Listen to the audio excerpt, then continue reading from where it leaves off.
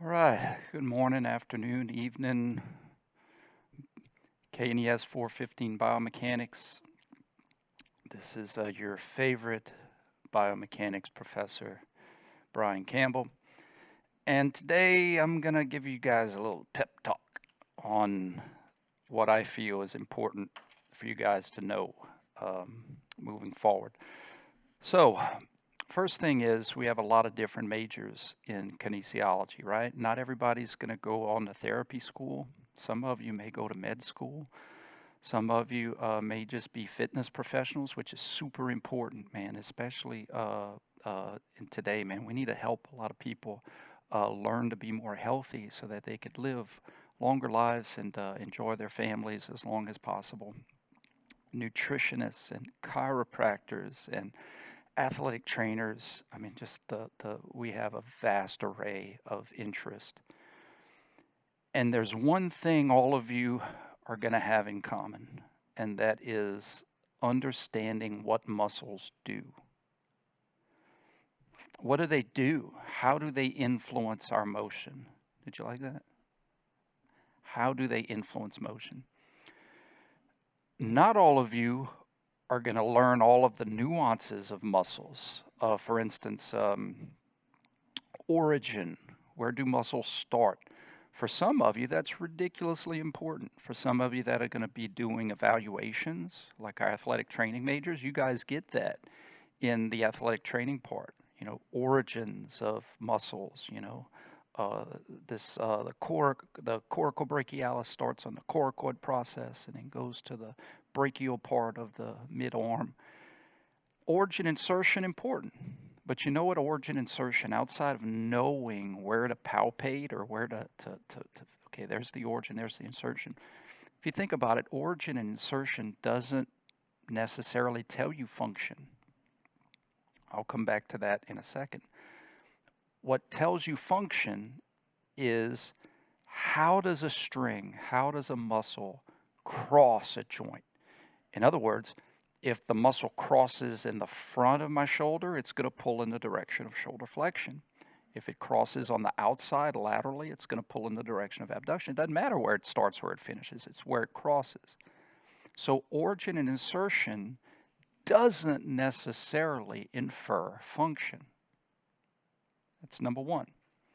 Number two is, in traditional classes, you also learn some other information that might be important to some of you, but not all of you. The biceps brachii is innervated by the musculocutaneous nerve. It's cool, but is it really needed? Maybe for some of you when you get into graduate school, but not all of you. You know, what is the blood flow? The blood flow, the brachial artery. Some of you, not all of you. Origin, insertion, nerve innervation, blood flow. But you know what is important for all of you? Function. What does it do? Just like a cardiologist, they need to know the inside and outs of the heart, all the vessels. They really need to know what it does. Optometrists really need to know what the eyes do. Brain surgeons obviously really need to know what the brain and all the nerves do. Kinesiologists really need to know what the major skeletal muscles of the body does, what they do. That's something we can all use and apply, from personal trainers to fitness experts to therapists. What is the function of all of the major skeletal muscles in the body? And sometimes what gets in the way of learning function, I say get in the way of learning it, to really develop and master function, a lot of times what distracts us from that is all the extra stuff we have to learn, like nerve innervation, muscle supply. It gets to be too much. I would rather you guys really hammer home function. What's the function of the biceps femoris? What's the function of the tibialis anterior? What does it do? What direction of motion does it pull? And once we understand what direction of motion it pulls, then we can talk about its concentric function, eccentric function, isometric, up function, contraction, work, the different types of work. But the function doesn't change, its direction of pull. So, what determines function? The easy answer, or if I ask this question to my graduate class, they may say origin insertion. Not necessarily. If I have, just for instance, if I have two bones, okay, let's say I have two bones here, okay, and a muscle that crosses in the back, okay, muscle crosses in the back. This is anterior, this is posterior. So this would be, let's just pretend this is your knee. So there's your patella. A muscle crosses in the back.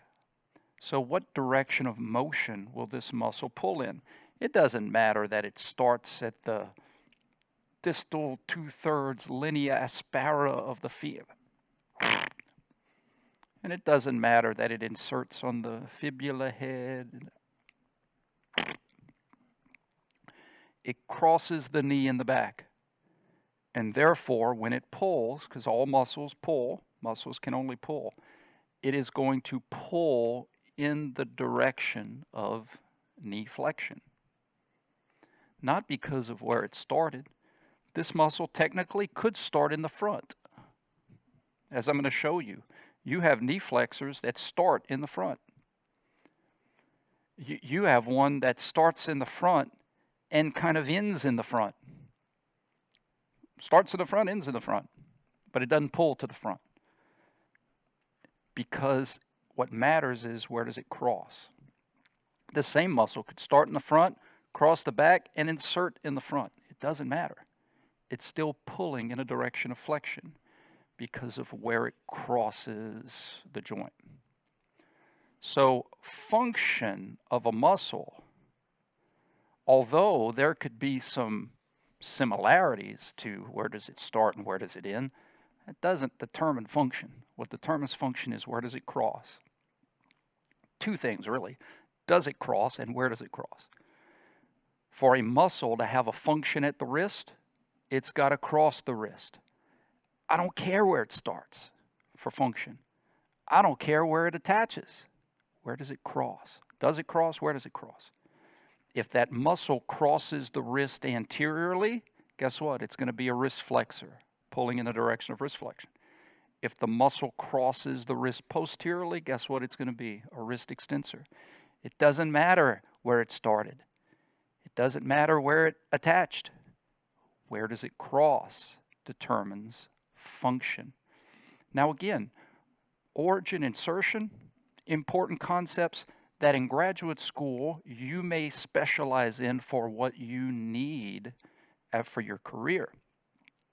But for our physical educators, fitness professionals, and even you therapists, being able to master the concepts of what skeletal muscles do overshadows. And if you think about it, if you need to know what the origin insertion is for something, if you have to know, I mean, that's why they have physicians' desk references, right? So that nurses and doctors, they can't memorize all that stuff. If you had to know what nerve, but function we have to have here. We have to understand function. All the rest of the stuff we could look up because it's not really applicable to what we are going to do a majority of our lives.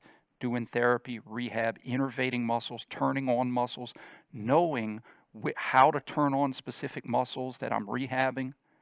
That's all stuff that we have to understand. All the rest of the stuff we could look up. So, how do we do it? Well, one way, what I do with my chalk. One way we can learn function is memorization. We can memorize function. I don't like to memorize. I like to visualize. Yo, I swear I just had some chalk here. Did I put it in my pocket? Ah, ta-da! Did that? Hey! I'm a dyslexic. I have a visual memory. So one way I'm going to teach you function is to be able to visualize all of the muscles in the body and literally be able to see how they cross.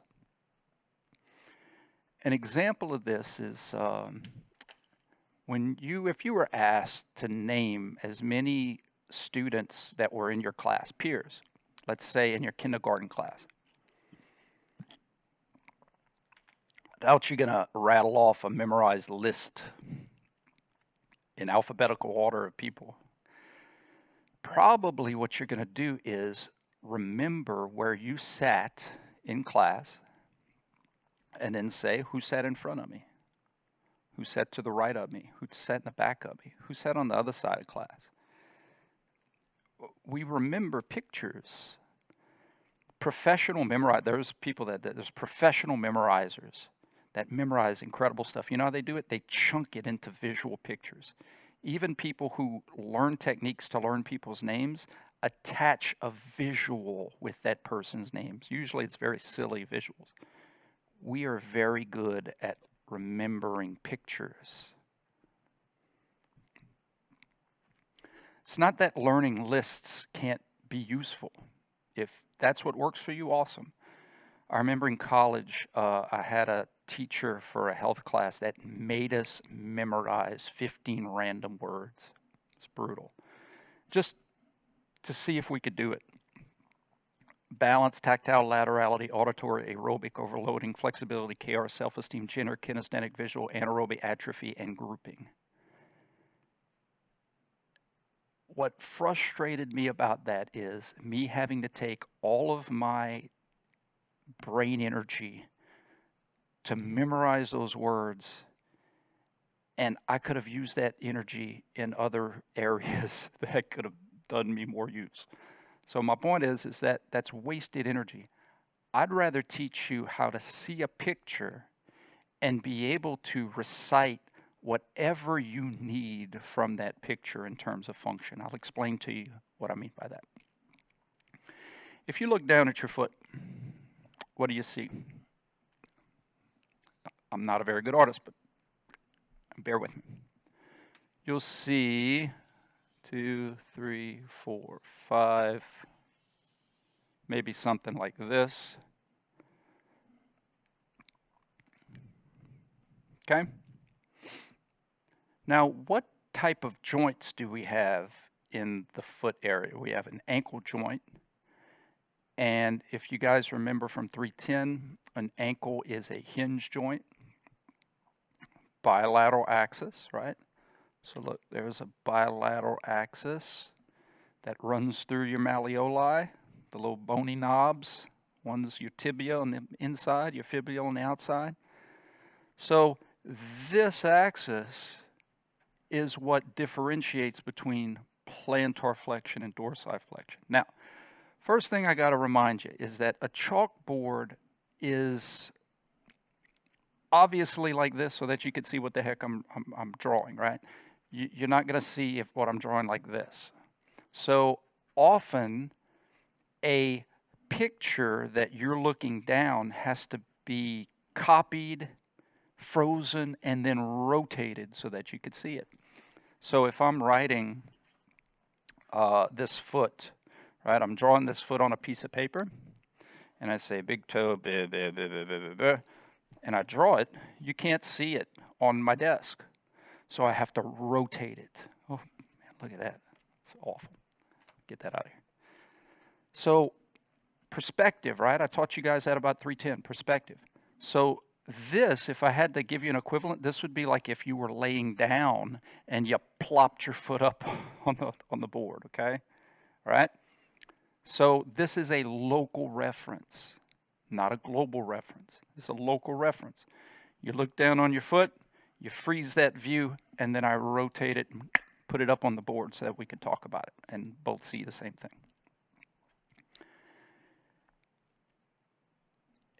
Ankle joint, bilateral axis. How does the ankle move? Two different directions, about that uniaxial axis. Plantar flexion, dorsiflexion. Plantar flexion, dorsiflexion.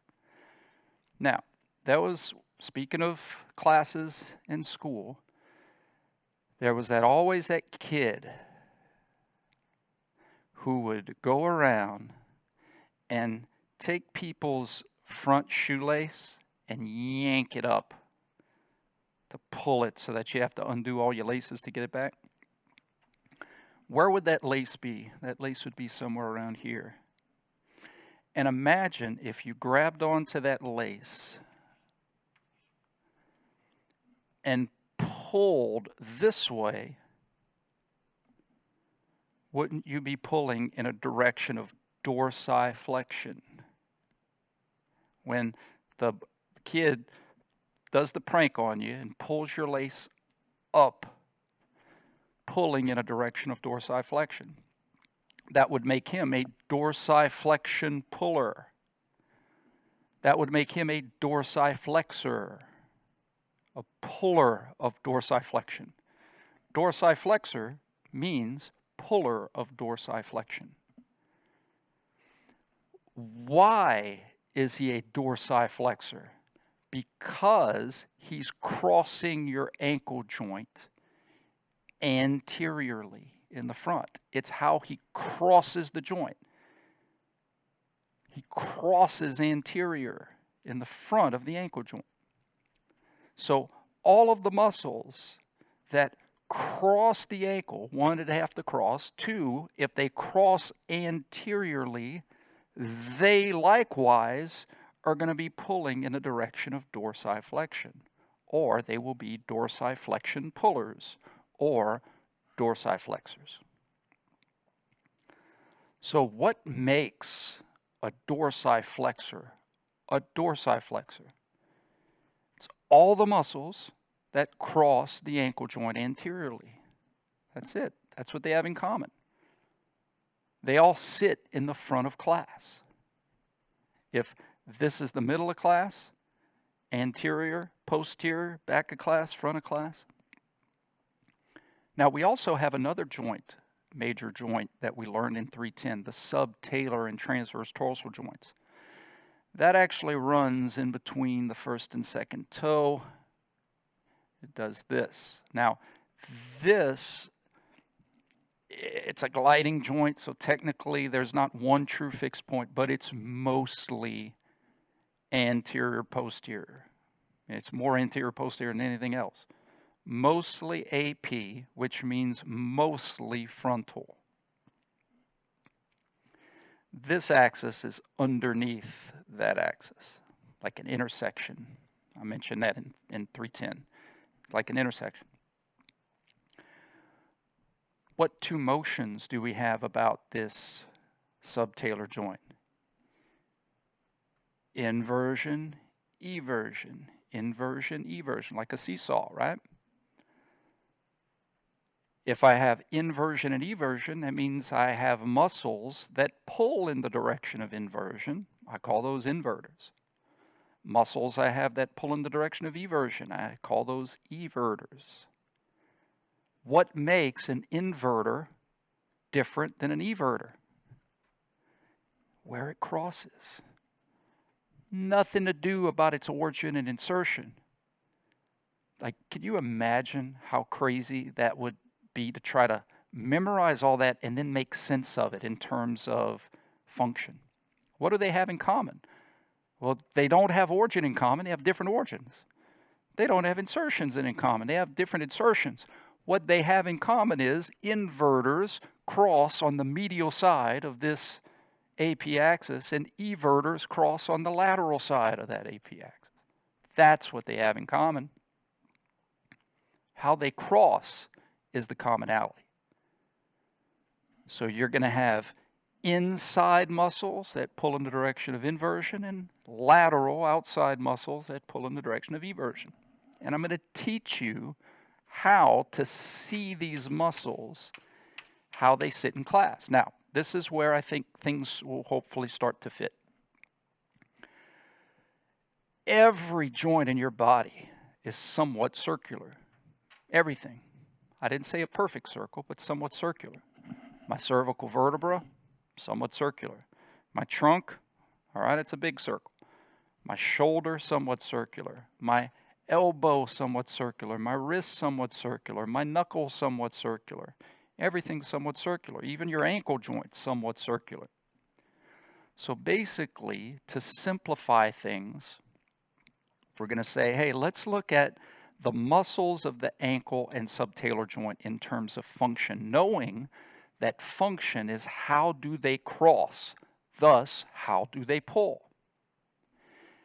All of this stuff is kind of distraction. This is really where the magic is happening. So what I'm going to do is, knowing that the foot and the ankle is somewhat circular, I'm going to form a circle. And then I'm going to do away with all the other distraction. And so this becomes this, where this is still my bilateral axis that represents my ankle joint. And this is the mostly anterior-posterior axis that represents my subtalar joint. This is the front, the anterior. Now, you may say, Campbell, you're doing superior. Yeah, remember, I had to rotate it. Anterior, posterior, medial, lateral. I'm looking at my right foot. I established that when I drew my picture. So this is my right. There's my mythical big toe. So all of the muscles that cross anterior are going to be dorsiflexors, because that's what happens when you pull on the shoestring in the front. You pull in the direction of dorsiflexion. So let's say I had muscle number 1, muscle number 2, muscle number 3, and muscle number 4. What are they called? Who cares? I'm just trying to teach you the concepts of being able to see function. All 4 muscles sit in the front of class. They sit anterior. They cross the ankle joint anteriorly. All of them have different origins. All of them have different insertions. So that means jack nothing to function. What all of these muscles have in common is that they cross the ankle anteriorly. That's why they have the same function at the ankle. So muscle number 1, 2, 3, and 4, all of them would be dorsiflexion pullers or dorsiflexors. The function of all 4 muscles at the ankle is the same. They all pull in the same direction. Now, that doesn't mean they all contribute the same. We have a ton of precedent in real life about this. You know, on a basketball team, you have some players who score more points than others. You have some players who are all-stars. Those are going to be our prime movers. But you have other muscles who contribute significantly. They may not be the all-star, but they are important to the team's success. Okay? 1, 2, 3, 4. Let's see. 5, 6, 7, 8. Let's say I give you some more muscles. And I say, oh, whoa, now this is crazy, Campbell. You got stuff all over the place. Well, if these 4 cross the ankle anteriorly and they're pulling in a direction of dorsiflexion, what do you think about the muscles who sit posteriorly that cross the ankle joint in the back? Imagine instead of pulling on your shoestring up, grab the heel of your shoe and pull that up. String up, pulling in the direction of dorsiflexion. Heel up, pulling in the direction of plantar flexion. So these muscles would represent plantar flexors. And what do they have in common? That they all pull in the same direction. They're all swimming. Just keep swimming. Just keep swimming. They're all swimming in the same direction of plantar flexion. They don't have the same origins. They don't have the same insertions. But they all cross the ankle the same. And that's why they have the same function. Think about it. If you just learned 1, 2, 3, 4, 5, 6, 7, 8, you could just visualize how they sit in class. Who are the dorsiflexors? 1, 2, 3, and 4. Who are the plantar flexors? 5, 6, 7, 8. Who sits in the front of class? Who sits in the back of class? And then what we're going to do with inversion and eversion is who sits on the right side of class, who sits on the left side of class. Now, more accurately, since this is a right ankle, it's who sits in the medial part of class or who sits on the lateral part of class. So the medial crossing muscles are going to be inversion pullers or inverters. The lateral crossing muscles are going to be eversion pullers or everters. All right? So, who are the inverters or the inversion pullers? 1, 2, 5, 6. Which is pretty cool because from the ankle joint's perspective, these two are opposite pullers. One sits in the front, one sits in the back. But for the subtalar joint, they both, they all sit on the medial side. So they have something in common. And I'm going to show you as we progress on this how you could cancel out sagittal plane pull to work together to pull in the same direction in the frontal plane. Happens all the time. Neutralizers. 3, 4, 7, 8 are both everters, even though these are dorsiflexors and these are plantar flexors. They're all pulling, swimming in the same direction in the mostly frontal plane. So again, visualization of these circles and seeing how muscles cross can help you tremendously in understanding what muscles do. I'm going to give you an example of this, okay? For the ankle and subtalar joint, I'm going to teach you some muscles. And I'm going to have a name for number 1, tibialis anterior, and a name for number 2, extensor hallucis, is big toe, extensor big toe muscle, extensor digitorum, and peroneus tertius, and some other words that I'm going to teach you. By visualizing those muscles and how they sit in class, you are going to be able to have so much access to information. Who are all the dorsiflexors?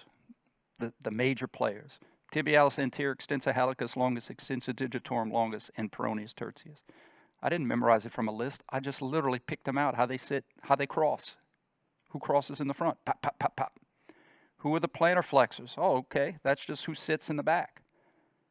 Tibialis posterior, flexor hallucis longus, flexor digitorum longus, soleus gastroc, peroneus longus, peroneus brevis. Who are the everters? Extensor digitorum, peroneus tertius, peroneus longus, peroneus brevis. I just visualize who are the lateral crossing muscles. Who are the inverters? Tibialis anterior, extensor hallucis longus, tibialis posterior, flexor hallucis longus, flexor digitorum. You could even play it another way. What are the functions of individual muscles? That's important. If someone has an injury to a specific muscle, you better know its function. What does it do? So that you could set up rehabilitation exercises to stress that muscle in different ways, whether it's isometrically, concentrically, or eccentrically. This is where the rubber meets the road. Because in rehab, you may want to work a muscle just through concentric loading, or just through eccentric loading, or just through isometric loading. You need to know how to play with the puzzle pieces in order to create external forces or innervations that'll do what you want it to do. And it all starts with understanding function. So what is the functions of muscle number 1, or tibialis anterior, as I'm going to teach you eventually? Well, how does it cross? The tibialis anterior crosses the ankle in the front. So it's a dorsiflexor, and it crosses the subtalar joint medially, so it's an inverter. So that means if I want that muscle to work, I need an external force that's trying to plantar flex me. And if I want it to work even more, I need an external force that's trying to plantar flex me and evert me. And of course, I'm going to show you pictures of these muscles and show you how they run. And I'll talk about origins and insertions, but I'm not going to test you on origin insertions, because at the end of the day, function is what rules the roost. What does it do? Let me teach you another practical effect of function. Stretching. Stretching, as I'm going to show you, is ridiculously important. You may have had classes where some exercise physiologists love them to death, but when they tell you stretching isn't good, it's not the whole story. That's if you are an athlete and you're about to perform and you stretch a muscle right before you perform or give effort, you lose some of that stored elastic potential energy. But if you have limited motion, like some of the old people you're going to be working with, or some of the young kids that have Osgood-Schlatter's, they have apophysitis, knee pain, growing pains, they may have lack of motion in certain places. Guys, we have to be able to restore function by being able to stretch muscles and stretch calves. You need to be able to stretch muscles. Think about how often you're in these fetal positions. Not, when you sleep and you get up at night, why do you think you feel so stiff? Because you've been shortening these muscles. Muscles only pull. And when you shorten them, they're going to eat themselves up in series. And when you lengthen them, they're tight again. The experiment I told you guys in 310, put yourself in a sling for a couple weeks just for kicks and see what happens. See how your muscles feel when you get out of there. It's going to be stiff. It's going to be tight. So we have slings we put ourselves in a lot at home. Watching TV all day. Our hips are in a sling. Our knees are in a sling. On the computers, on our phones, we naturally get in these slings and we're losing our function. We're losing our range of motion. So my point is that because muscles can only pull, if you know the function of these muscles, you know what positions you need to put the joint in to stretch it, to lengthen it. Meaning, if a dorsiflexor pulls in a direction of dorsiflexion or dorsiflexion pullers, obviously that muscle is going to get shorter as you dorsiflex. Therefore, it's going to get longer if you plantar flex. How do you stretch your calf? Those are plantar flexors, by dorsiflexing your ankle, right? How do you stretch your hamstring? Well, your hamstring is a hip extensor, so you flex your hip. How do you stretch your quad? That's a knee extensor. You got to flex your knee. And if you really want to get it, you extend your hip. That's because one of those quad muscles is a hip flexor. So much information can be applied just by learning these circles. And we're going to have a circle for the cervical vertebra. We're going to have a circle for the trunk. We're going to have a circle for the wrist, the elbow, radial ulnar joint, the shoulder, the scapula. It gets a little tricky with the scapula, but we just have to look at it differently because it's not a true joint. It's an articulation. We're going to have a circle for the hip, the knee, the ankle. And it's just different classes. Some of you went to smaller schools. Maybe there was only a few students in your class. Maybe as you got up and to high school, there were bigger classes. The hip is a big class, a lot of muscles. Shoulder's a big class, a lot of muscles. Why? Because you have a lot of movement capabilities, so you have to have a lot of things that pull in every direction of motion. Okay? So, on Friday, I'm going to give you your first muscles. We're going to do cervical. Cervical vertebra. You're going to have muscles that pull anteriorly, cross in the front. Those are going to be cervical flexors, cervical flexion pullers. You're going to have muscles that cross posteriorly. Those are cervical extensors, cervical extension pullers. Check out my hat. If I pull down on the back of my hat, I pull in the direction of extension. If I pull down on the bill of my hat, I pull in the direction of flexion. So anterior crossing muscles, cervical flexors. Posterior crossing muscles, cervical extensors. Here's my AP axis. Right-sided crossing muscles are going to pull my right ear down to my right shoulder, right lateral cervical benders, or right lateral cervical bending pullers. Left ear, pull down to my left shoulder, left lateral cervical benders. So that's pretty easy. You can imagine two strings, right lateral pullers, left lateral pullers, right lateral pullers, left lateral pullers. Cervical flexors, cervical extensors, cervical flexors, cervical extensors. And then the last one is muscles that pull me across, right? Right transverse cervical rotators, left transverse cervical rotators. I'm going to show you muscles. Don't worry. I'm going to show you these muscles, how they run, how they cross. This is why this one pulls this way, that way. But where the rubber meets the road, function. You are eventually, when we go through the muscles of the neck, you're going to have to tell me, what does the right sternocleidomastoid do? And what I say do is, what directions of motion does it pull in? Okay? How would I stretch it in the sagittal plane, frontal plane, transverse plane? Those are the questions you are going to have to answer. And we're going to get you to that point, okay? Don't stress about it. All right? If you have any questions, you let me know, okay? Outside of that, I hope everybody's well, and we'll see you Friday with muscles of the neck. Bye-bye.